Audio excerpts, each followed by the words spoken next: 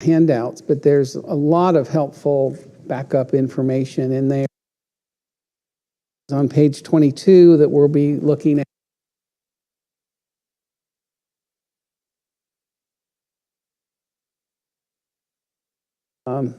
Actually, Jesus comes, and he eventually is going to reestablish the permanent throne of David that David was promised that he would have. So let's back up just for a minute, and let's remember this particular map from several weeks ago when we were talking about the rise of Assyria. The area was no map showing. Thank you. All this by faith, right? All right, well, I wonder where that went. Is this it? It's on the TV over there. What's that? Oh, okay. Usually Aaron puts up the slides and this is all set for me. Okay, so let's see here.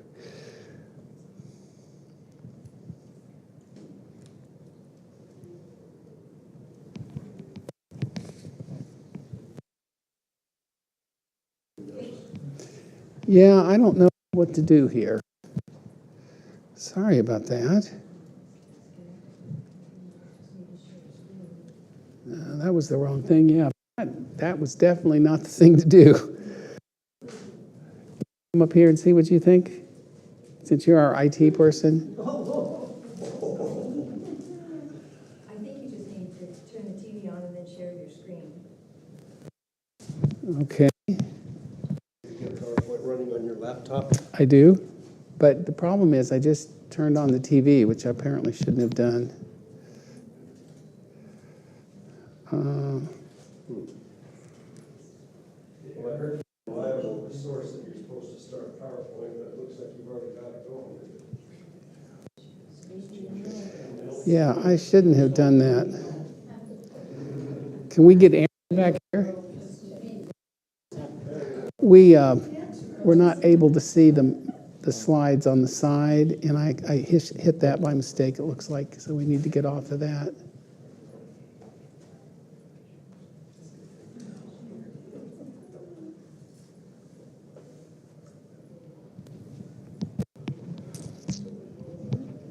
Locked your screen. Somehow you have to share your screen, and it's not set up for share screen. I think when I walked in, this was on both screens. Yeah, it's not. Okay, and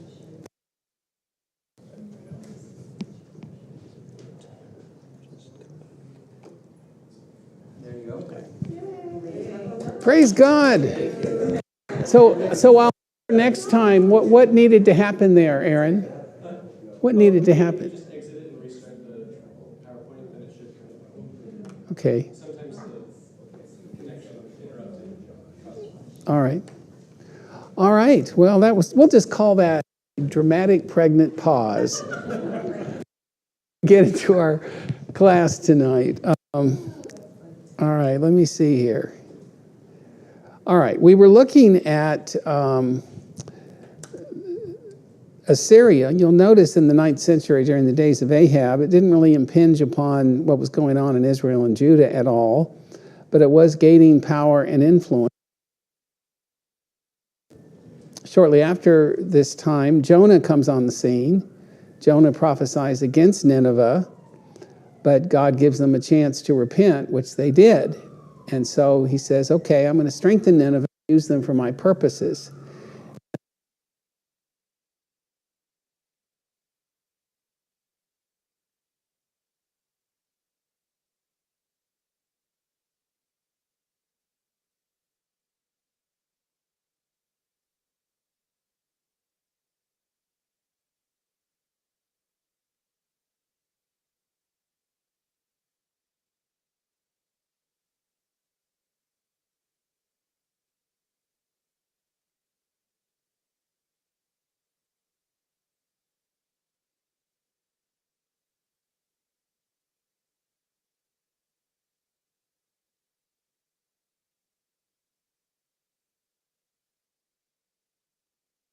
anger.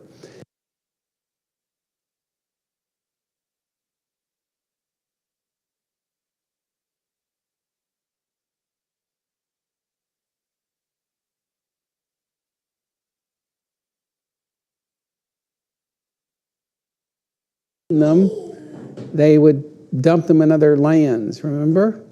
And they didn't go into, we talk about captivity, very few of these people were really in prison, actually, behind bars. There's no way you could imprison that many people and feed them, and it would just be too much of a drain of resources. So these people are actually put to slave labor. And in some cases, like when Daniel's taken into Babylonian captivity, he's actually, because he's so capable and a diplomat and knows multiple languages and all that, they actually have him in their royal palace in a trusted position. And so Babylon's going to do the same as Assyria, because it seemed like what Assyria did worked for hundreds of years. By the way, when the Babylonians are taken over by the Medes and the Persians, Cyrus, who's the leader of Persia, is going to tell all the people, if you want to go back home, you can go back home.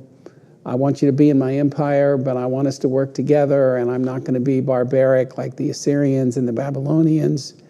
And you'll enjoy being under my protection. So that's why the Jews eventually return. It wasn't just the Jews that were allowed to return, but basically all these different people that had been dumped in different places are allowed to go back to their homeland if they want to.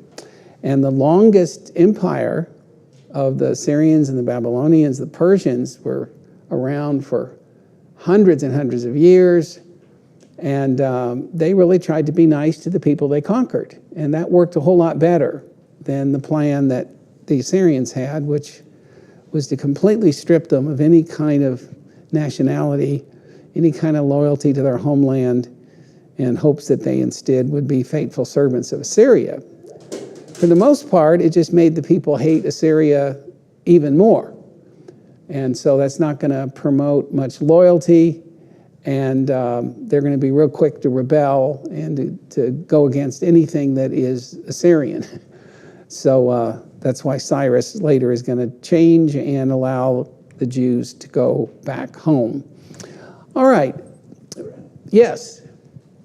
That's still up there, right? Okay. Those who were carried off into captivity, put into slavery and so forth, they learned a different language, did they not? Yes. So by going back to their homeland, they took that other language, and whether it was the Persian language or whatever it was, that's how that spread. Yeah, good point. Yeah, good analysis. In fact, you know, even the name Jesus is actually Aramaic. A lot of people don't realize that. And that is the Assyrian dialect that they brought home when they returned. So that's why you've got, you know, Aramaic and Greek and Hebrew is the three main languages that are up ahead Jesus's head on the cross. Okay, back to Daniel.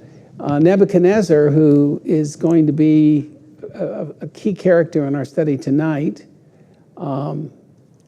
he has this dream, and he asks his wise men to interpret it, and they're not able to. They say, will you tell us what the dream is, and then we'll interpret it? And he goes, no. The only way I know for sure you're for real is if you tell me my dream, then I'll know that you're for real. Then you can tell me its meaning. Well, they all said, that's not fair. We can't do that. And Daniel said, I can do that. I can trust the God of Jehovah. He knows all things. So he tells them the dream and interprets it. And of course, at this point, the Assyrians are out of the picture, and Nebuchadnezzar is the king of Babylon, and he's the head of gold. It's going to be a very, really short-lived empire. It's kind of mostly based on almost the personality cult of Nebuchadnezzar, and when he dies, things very quickly fall apart. Then the Medes and the Persians take over the Babylonians, and then the Grecian Empire are the breast and thighs of, belly and thighs of brass, and then the Roman Republic are the legs of steel, and the Roman Empire is the steel mixed with clay. And this is important because what was prophesied here in several different places is that it was during the fourth kingdom that the Messiah would come. So when the Romans come in, everybody knew, okay, this is what the prophet said would be the time the Christ will come. So there's all these messianic expectations, and for very good reason, because the prophets had prophesied that that was the case. So we're looking here at the gold head. How did it come about, and what happened with Assyria that it fell? And this also, of course, impinges upon the fall of Judah, the fall of the south. There's four things I think you need to keep in mind, is that these falls are actually very similar. For example, they both had a final revival, kind of an Indian summer, followed by a quick fall, a rapid deterioration. And so who was the last king of Israel that had that Indian summer that made the people think they were doing just great and they didn't have to worry about the prophet's message? No, I'm talking about Israel still. It was Jeroboam II, remember? And his Indian summer. And now, right, the period of revival is going to be with Josiah, and that's who we studied last week, who turned the nation back. And of course, they had a spiritual revival and also a national unity during that time. Unfortunately, as soon as Josiah is killed, and we're going to find out how and why he was killed in our study tonight, his son, Jehoahaz, goes to the throne, and he immediately goes back to idolatry and is evil. So frustrating and sad how many righteous people have children that they can't, pass on the baton of faith to successfully. All right, so there's this final revival followed by a quick fall. Then there's instability and turmoil. That was certainly true in Israel. You had 6 kings in 25 years.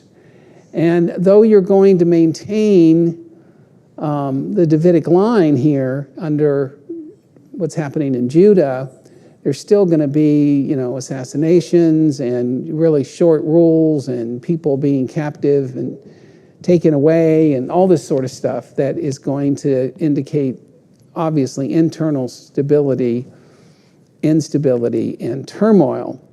And just as with the North, a big problem is going to be external military threats as the fall of the South. In the North, of course, it was the big blob of Assyria coming and kind of swallowing them up. And in the South, it's going to be Babylon. And in both cases, Egypt is involved. Does anybody know how Egypt got involved? Yes, Chase. I don't know how Egypt got involved. I just had a question from earlier. Okay, go ahead. Yeah, so you mentioned Nebuchadnezzar is going to be only ruling for so long. He gets to be the golden head, but really he's part of a personality cult. What does that mean? Okay, he's the golden head, is that the Babylonian Empire is not going to be super large, like the Persian Empire is going to be almost double. As far as territory, he's not going to control, that much, not as much as the Assyrians did, but it's going to be the most opulent, like the hanging walls, the gardens of Babylon and all the different things that he made. Babylon was just a showcase, and it was one of the ancient wonders of the world. So he becomes the golden head, sort of the most opulent. And but the empire is going to go down quickly after Nebuchadnezzar dies, because everybody really loved Nebuchadnezzar. And so when the new kings take over after he dies, things don't go so well. Where's the personality cult part from that? Nebuchadnezzar was kind of like an Alexander the Great. I mean, he was just absolutely amazing, and had great leadership abilities, and was able to, have a great presence and a great speaker, and so people followed him. And when he was gone, kind of like the thrill was gone. Did you get that out of the book of Daniel, or is it mentioned that somewhere else? Well, the term personality cult is not actually mentioned in the Bible. But what I mean is, yes, throughout, it's clear that he was a great leader that people followed, and there's a lot of this that's backed up in a lot of, the Assyrians were known for keeping records and all of that, and the Babylonians sort of followed in their footsteps, and there's been a lot of tablets that have been found, and they talk about Nebuchadnezzar, and so a lot of historians talk about how powerful a leader he was. And the reason I mentioned Alexander the Great is, he died at a very young age, about 33, and after he dies, everything falls apart. It wasn't just because he didn't have an heir, it was because he was the driving force behind everybody doing what he said to do. And same thing was similar here with Nebuchadnezzar.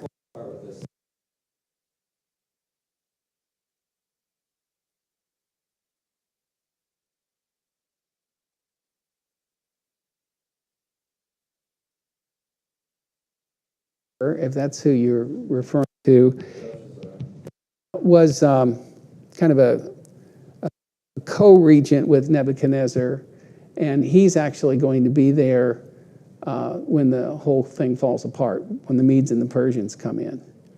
So he was a leader, but Belshazzar was not very successful.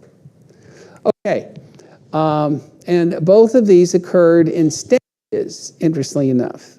In the north, it was 733 BC, where the Assyrians took the Syrians of Damascus, and then the northern part, the northern kingdom. And you'd think that would have been enough for them to have turned to God and asked for help, but instead they just, tried to make an alliance with Egypt and all that kind of stuff. And that was a broken reed that fell apart. And then in 722, after about a 3-year siege, Samaria fell. And then the same thing in the south. There's actually 3 different deportations. And we're going to talk about how those things came about tonight. 605 BC, 797 BC, and then the final destruction of the temple in 587 BC. Okay, I think it's always helpful to back up and remind ourselves of where the prophets fit into this.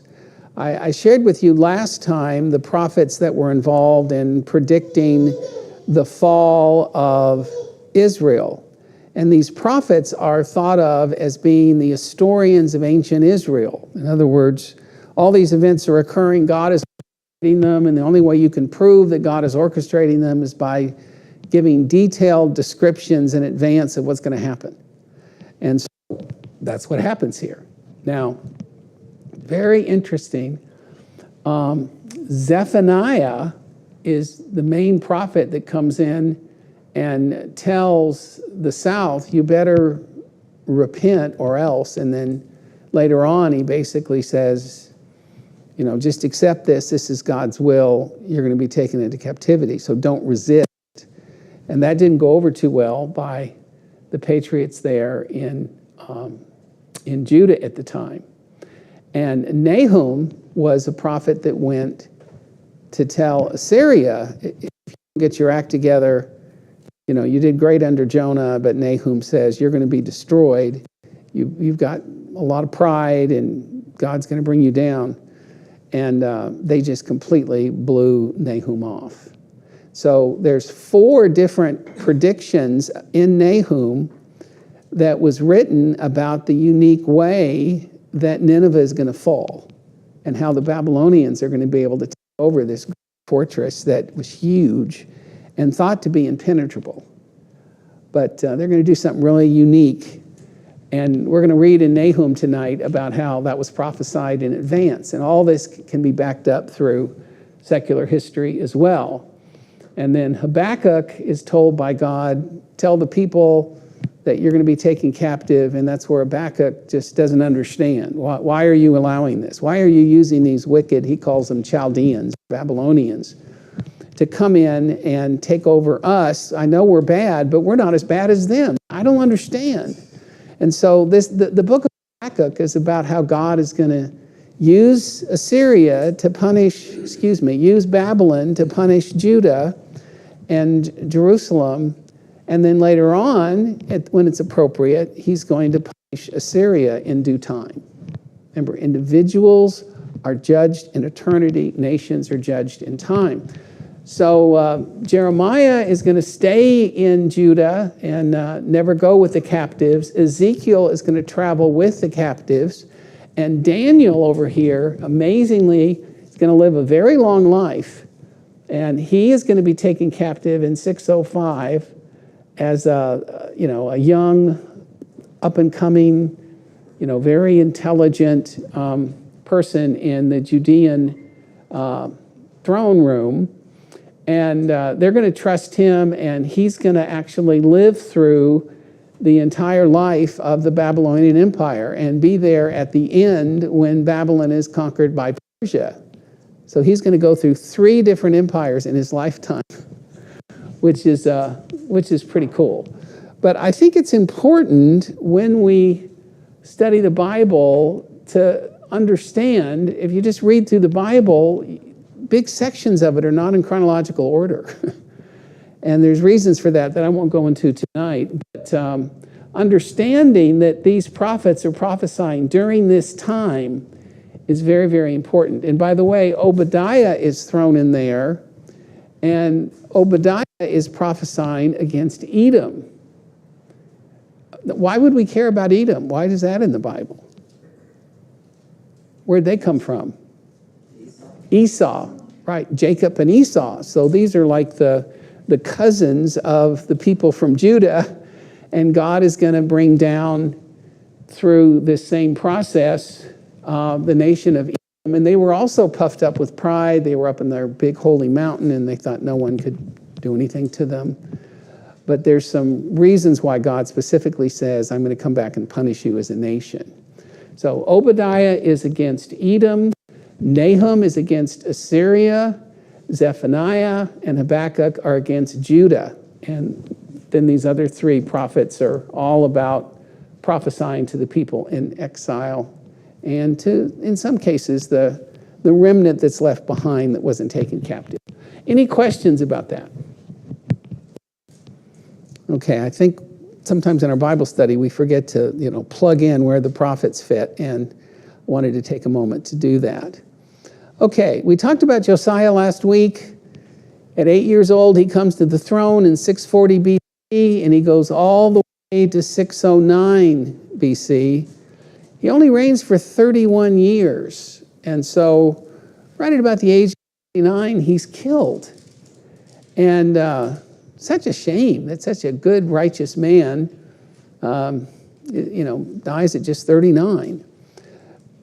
But there were some international events occurring during the time of Josiah's reign and this revival that are going to ultimately lead to his death. And I think that Josiah messed up here and went and stuck his nose in something he shouldn't have. And I think that's the reason why he probably had to die an early death.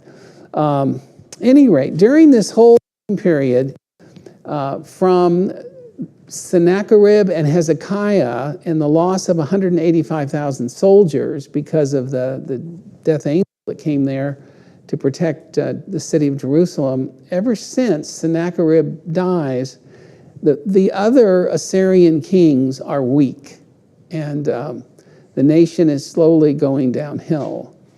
And you remember we mentioned that Josiah went up into what should have been Assyrian territory to Bethel and destroyed the golden calves? Well, the reason he was able to do that without interference is because the Assyrian Empire was already weakening and was no longer the world power. So you have to ask yourself, well, how did that happen? How could these nations rise and just be so powerful and feared, very barbaric? What happened? Well, if you look at this from just a sociological and historical perspective, Assyria just overextended herself. She's like a greedy child that overeats. I mean, you can't keep standing armies everywhere. And it's fascinating when you look at the rise and fall of empire, oftentimes the people that lead these kind of armies and these kind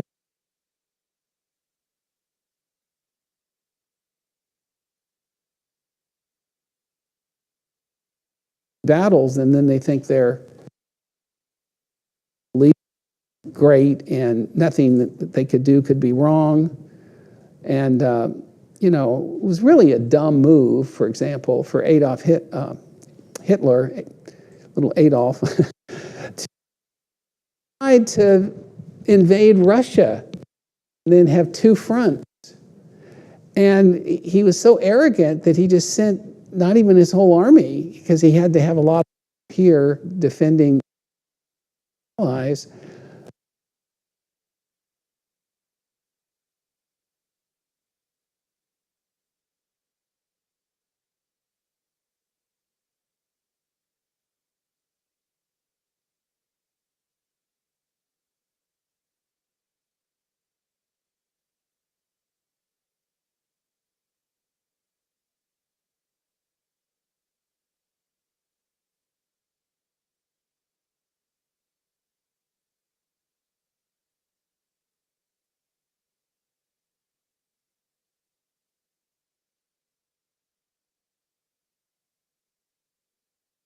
But I'm just saying that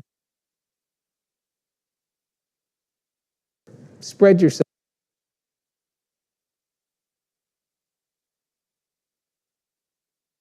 Of the Assyrians, were they nice people? No. I mean, if you didn't do what they said, they would typically impale you in front of the people and use that as a object lesson. And you better do what we say or else. And so mistreatment and cruelty does not make for loyalty. So anybody who comes along who wants to do something against the Assyrians, man, I'm all in. You won't believe how they, pulled me away from home and killed a lot of my relatives. And these people are just awful. They're just out for themselves. And so they sowed the seeds of disloyalty, and they got spread too thin. And so eventually the Babylonians. All right. One of the key events that led to the Assyrian collapse is when Ashurbanipal dies in 627 BC. By the way, Ashurbanipal, you probably heard his name before. He is well known for his great library that they found, and a lot of the reasons why we know a lot of ancient history is because Ashurbanipal's library had tens of thousands of clay tablets, which of course preserve very well, and it had a lot of the greatest works of history, and just a really impressive compilation of what the ancient world considered important at the time. And a lot of our perspective on this ancient world history comes because of all these tablets that were found in Ashurbanipal's library. So it's kind of neat. So they were known for their culture and for their barbarism. But this guy dies in 627 BC, and Nabopolassar, who was kind of the regional head working for Assyria in Babylon in 626 BC, he declares his independence. And so not only, though, did he want to secede from the Assyrian Empire and no longer pay tribute, but he wanted to take over and, make Babylon the next world empire. So he begins to launch a bunch of attacks on what were really formally a part of the Assyrian army, which now are declaring their loyalty to Nabopolassar. He launches attacks up the Tigris River. And I don't really know how he was able to pull this off, but the people in Nineveh had put together such a huge wall and such an amazing moat and all these other things along the Tigris River that it was considered impenetrable. So they had their army out kind of there watching, and they were able to actually change the course of the Tigris River, which is a huge river. Apparently they got their soldiers out and dug a bunch of canals or whatever, and all of a sudden, the main direction of the Tigris River changes. And so that left an area where they could get in. And the people were keen and, overconfident. And so think of it kind of like the Trojan horse. They were able to kind of open up the gates of the city while people were drunk and while they could get in at a place where, the river was no longer a problem because the path had been diverted. And then they come up and basically set the city afire. Well, no one's expecting it, and burn down the palace and the king in it. I mean, it was just an effective story. And so this triggers revolts all over when it's clear that Nabopolassar has been able to declare independence and also to burn down most of the city of Nineveh. So Egypt, the other kind of superpower, they declare independence along with a lot of the smaller states. And so they've got rebellions everywhere, and they got a problem. So 612 BC, Nineveh falls, and basically Babylon over the whole eastern region. They still held on all the way down to Egypt. Egypt declared independence, but they were still controlling, Syria, would have been Judah at the time, all those different things. So Nineveh falls, and they lose the eastern side of the empire, and then they go ahead and move over with what's left of their empire. They establish a provisional government in Haran, which is not very far from Nineveh. And so, how did they succeed against Nineveh? Well, I just told you about that amazing this. And we don't study Nahum much, but let's take a moment to look at what Nahum prophesied about what was going to happen. So this is in advance of the fall of Nineveh. Like, for example, it says, Nahum chapter 1, verse 8. Someone want to read that? Go ahead, Todd. But with an overflowing flood, he will make an utter end of its place, and darkness will pursue his enemies. So it's clear that he's referencing to, reverting the Tigris River, and a section of that is going to destroy a big section of the city. Then they're going to set other sections on fire. And then in the verse 10, for entangled like thorns and drunken as with their drink, they are consumed utterly as dry stubble. So they weren't, they were just partying instead of being serious about what was about to happen to them. And in Nahum chapter 2, beginning at verse 6, what does that say, Todd? Do you have that? Nahum chapter 2, verse 6? The gates of the river are opened, and the palace is dissolved. It is decreed. She shall be led away captive. She shall be brought up, and her maidservants shall lead her as with the voice of doves, beating their breasts. Though Nineveh of old was like a pool of water, now they flee away. Halt, halt, they cry, but no one turns back.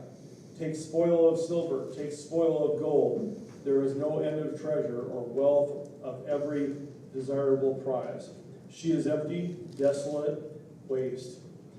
The heart melts and the knees shake. Much pain is in every side, and all their faces are drained of color. Okay, and so, basically there's going to be great spoils, and they're going to take it all from them, which basically they had taken from other people. So kind of like what goes around comes around. And what about verse 13? What does he say will happen there? Behold, I am against you, says the Lord of hosts. I will burn your chariots in smoke, and the sword shall devour your young lions. I will cut off your prey from the earth, and the voice of your messengers shall be heard no more. And in chapter 3, verse 1, woe to the bloody city. It's all full of lies, and the prey departeth not. So now they're going to have to suffer as they've caused all these other people to suffer. And then verse 5, behold, I'm against thee, saith Jehovah. I will uncover thy skirts upon thy face, and I will show the nations thy nakedness, and the kingdoms thy shame. I will cast abominable filth upon thee, and make thee vile, and will set thee as a gazing stock. And it shall come to pass that all they that look upon thee shall flee from thee, and say, Nineveh is laid waste. Who will bemoan her? Whence shall I seek comforters for thee? In other words, everybody hated the Assyrians so much that everybody says good riddance. they have this awful situation where the river's changed and it floods, and then they come in and they have this massive fire, and it's like you can't even hire mourners because no one's sorry for you, because look at all the terrible things you have done. And then verse 11, thou also shalt be drunken, thou shalt be hid, thou also shalt seek a stronghold because of the enemy, and all thy fortresses shall be like fig trees. In other words, everything's going to fail, all your plans won't go through, because I have brought the fire to devour thee. So fascinating reading. It's only a couple chapters, but it's basically Nahum fall. And you can read all about the secular history. So Ashurbanipal II is made king, and he set the original government in Haran. Now, that name ought to be familiar to you. Where in the book of Genesis do we study about a fellow by the name of Haran? Right, this is one of Abraham's brothers. Remember, they go up to Haran from Ur the Chaldees, and then God tells Abram, no, this isn't the promised land. Don't settle here. You need to go on. Dies, and Nahor stays behind. And so they named the city after this deceased brother of Abraham. And it's still an important city, this hundreds and hundreds of years later. So this leads us up to one of the most important battles in ancient world history, and this is in 609 BC, the Battle of Haran. And so Nebuchadnezzar is the general, and he winds up trying to defeat the Assyrians once and for all.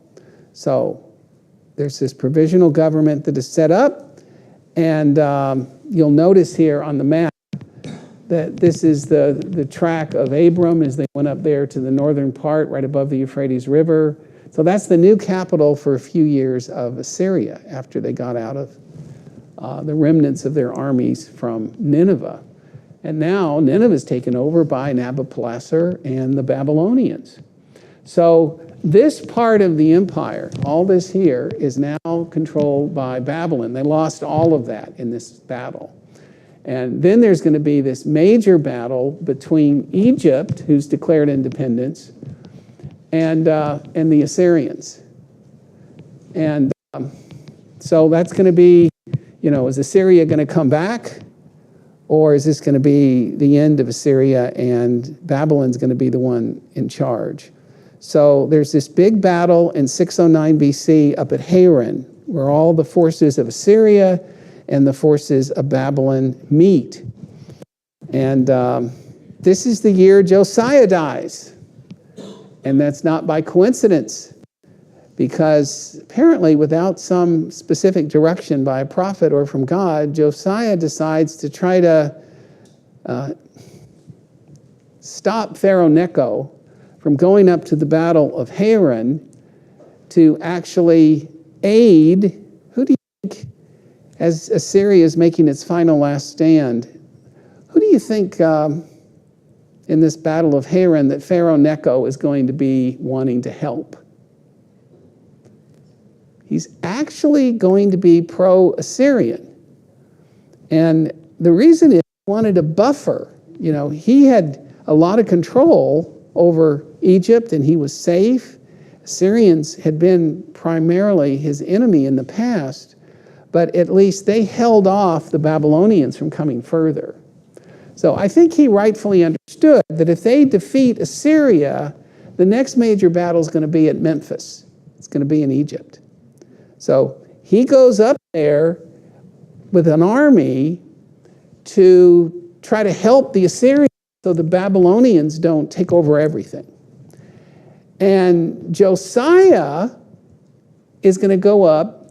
You remember when you go up the water parting route, they call it, there's this place where so many major battles have occurred, where you have to go through this little valley of Esdraelon, and Megiddo is a major city there.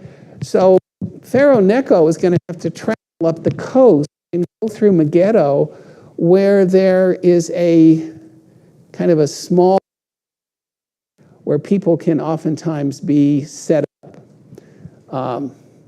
Napoleon's going to be defeated there. There were major battles in World War I where the Allies defeated the Germans right there at Magenta. And the Battle of Armageddon is actually a derivative of Megiddo, because this is where you have all these dynamic, important battles.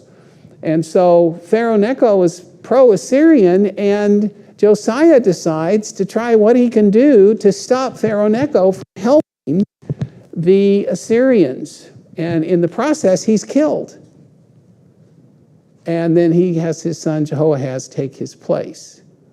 So that's really a bizarre account to me, because he was told he would die and would die in peace. Well, he died in battle. So it must have been that he died in peace in the sense that at least the nation was, going through a revival during his lifetime, and he's not going to have to live to see what's going to follow. I don't really know, but it just seems a little odd. So he tries to cut Pharaoh Necho off at the pass, and he is killed. And that's talked about in 2 Kings 23, 33 through 34. There's no decisive victory. And so then you've got Babylon, who is going to have a major battle in 605 BC with the Battle of Carchemish. So, at any rate, now you've got Babylon versus Egypt. So, if the Assyrians are defeated, the next battle they're going to have is with Babylon. And guess what? Egypt got completely slaughtered. And the battle under Nebuchadnezzar came in, and on their way back from having defeated Egypt, Daniel and a bunch of noblemen. And then Nebuchadnezzar becomes king, and Jeremiah predicts the 70-year captivity. And Jehoiakim is a puppet of Babylon for about 4 years. Wow, there's a lot of stuff to go through here. I am sorry, we're going to have to end here, and we'll pick up here next time with how the first, second, and third deportations occurred, and we'll read the text in Kings to show how this all fits. But it only makes sense if you know the historical background. And by the way, I think this is one of the tipping points in your book on one of the most important battles ever, the Battle of Carchemish, 605 BC. All right, thank you very much. Todd, nice having you in class. We usually study a lot more Bible than we did tonight. I apologize. No, it's not okay. I don't want you to think that's the way this usually is. This is unusual. No, I don't think you're supposed to have peace. You're supposed to, enjoy it. Very good. Well, that's nice. Thank you. Pick up here next time.